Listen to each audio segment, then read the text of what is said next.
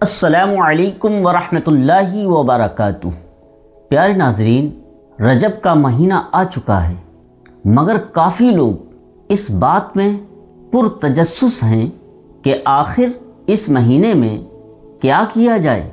تو پیارے ناظرین، آج میں آپ کو رجب کے مہینے میں 7 کرنے والے ایسے کام بتاؤں گا جس کو آپ کر کر اپنا رشتہ اللہ سے مضبوط کریں گے۔ تو اس ویڈیو کو پورا دیکھیے گا، لائک سبسکرائب ضرور کیجیے گا اور کمنٹ میں اپنا تأثر ضرور پیش کیجیے گا۔ نمبر 1، اللہ تعالیٰ سورہ توبہ آیت نمبر 36 میں ارشاد فرماتا ہے، جس کا مفہوم ہے کہ بے شک اللہ کے نزدیک مہینوں کی گنتی 12 ہے اور ان میں 4 مہینے حرمت والے ہیں، تو ان مہینوں میں اپنی جانوں پر ظلم نہ کرو۔ اپنی جانوں پر ظلم کرنے کا مطلب یہ ہے کہ انسان ان مہینوں میں خاص طور پر گناہوں سے بچے۔ تو اس مہینے میں زیادہ سے زیادہ اپنے آپ کو گناہوں سے محفوظ رکھنے کی کوشش کیجیے اور زیادہ سے زیادہ اپنا وقت عبادات و ریاضات میں لگائیے۔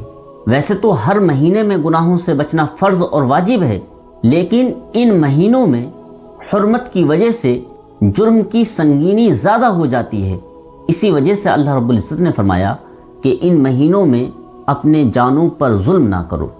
دوسری بات، یہ مہینہ ہمیں یاد دلاتا ہے کہ ہم رجوع الی اللہ کریں، یعنی اللہ کی طرف رجوع کریں، اللہ کی طرف پلٹیں، اپنے گناہوں کی توبہ کریں، کیونکہ یہ مہینہ گناہ چھوڑنے اور دل سے توبہ کرنے کا ہے۔ تو اس مہینے میں زیادہ سے زیادہ استغفار کیجیے اور سبحان اللہ، الحمدللہ، اللہ اکبر کا ورد کرتے رہیے۔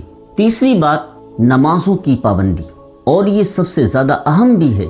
نمازوں کی پابندی کے ساتھ ساتھ نوافل اور تہجد کا بھی اہتمام کیجیے، کیونکہ یہ نوافل ہیں جو دلوں کے نور کو بڑھاتا ہے، دلوں میں خوف خدا پیدا کرتا ہے، دلوں کی بنجر زمین کو آباد کرتا ہے۔ نمبر 4، قرآن سے تعلق۔ بہت ہی آسان لفظ ہے، لیکن قرآن سے جڑنا کیا ہے؟ قرآن سے جڑنا یہ ہے کہ ہم اس کی تلاوت کریں۔ قرآن کی صرف تلاوت نہ کی جائے، بلکہ جو تلاوت کریں اس کے ترجمے کو بھی جانیں، اس کے مفہوم کو بھی جانیں اور اس پر عمل کرنے کی کوشش کریں۔ جب ہمارا تعلق قرآن سے مضبوط ہوگا تو ہمارا تعلق اللہ سے بھی مضبوط ہوگا، کیونکہ اللہ کے رسول صلی اللہ تعالی علیہ وسلم نے ارشاد فرمایا کہ تم میں سے بہترین انسان وہ ہے جو قرآن سیکھے اور سکھائے۔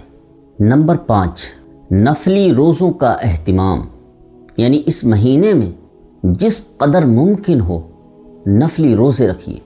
نفلی روزے ہمارے اندر کو زندہ کرتے ہیں، ہمارے باطن کو سنبھالتے ہیں، ہمارے اندر کی بے اعتدالیوں کو، ہمارے اندر کی گندگیوں کو صاف کرتے ہیں۔ اور حضور علیہ الصلاۃ والسلام بھی رجب کے مہینے میں کثرت سے روزے رکھا کرتے، لیکن کچھ لوگ ایسے بھی ہیں جو کہتے ہیں کہ لوگوں نے فرض سمجھ رکھا ہے۔ ارے بھائی، جب ہم نے کہہ دیا کہ نفلی روزے تو ہم نے فرض کہاں سے سمجھا؟ یہ لوگوں میں خواہ مخواہ کی یہ بات چلی ہے کہ رجب کے مہینے میں یہ لوگ بدعات کرتے ہیں۔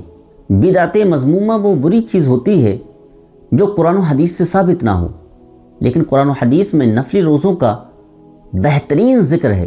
پھر پتہ نہیں وہ کون سے لوگ ہیں جو نوافل کو ادا کرنے سے روکتے ہیں، اور اس کی ایک وجہ یہ ہے، جب ہم رجب کے مہینے میں روزہ رکھنا شروع کریں گے، کبھی رکھا کبھی چھوڑا، پھر شعبان میں ہم نے روزے رکھے، تو ہمارے لیے رمضان میں روزے رکھنا آسان ہو جاتا ہے۔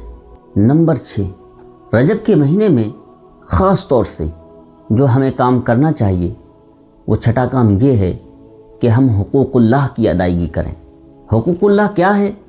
جو اللہ تعالیٰ نے ہمارے لیے فرائض انجام دیے ہیں ان کو کرنا، جیسے نماز کی ادائیگی، حج، زکوٰۃ کی ادائیگی کا بھی خاص طور سے خیال رکھا جائے۔ اس کو ہم غربا کا حصہ پہلے ہی نکال لیں تاکہ غربا میں وہ رقم تقسیم ہو جائے تو ان کے لیے بھی روزوں کو رکھنا رمضان میں آسانیاں پیدا ہو جائیں۔ اور خاص طور سے جو چیزیں اللہ تعالیٰ نے ہمارے لیے حرام کی ہیں ان سے بچنا یہ بہت ضروری ہے۔ نمبر 7، حقوق الناس، لوگوں کے حق کی ادائیگی، جیسے ماں باپ کے ساتھ حسن سلوک، رشتہ داروں کا خیال، چھوٹوں پر شفقت، بڑوں سے محبت، پڑوسیوں کے حقوق ادا کرنا، اگر آپ کے پاس غلام ہیں، نوکر ہیں تو ان کے حقوق ادا کرنا، جانوروں کو بیجا تکلیف نہ دینا۔ تو انسان پر جتنے حقوق عائد ہوتے ہیں انسانیت کے اعتبار سے، رشتہ داری کے اعتبار سے، پڑوسی کے اعتبار سے، ان سب کی ادائیگی کا خاص خیال رکھا جائے۔ جب یہ 7 کام آپ کریں گے، اور خیال رہے کہ یہ 7 کام ہر وقت ضروری ہیں، یعنی یہ کسی خاص مہینے کے لیے نہیں ہے، بلکہ ہر مہینے میں کیا جائے، لیکن حرمت والے مہینے میں خاص طور پر ان کا خیال رکھا جائے۔ جب آپ یہ 7 کام کریں گے تو اللہ تعالیٰ آپ کے دل کو نور سے بھر دے گا۔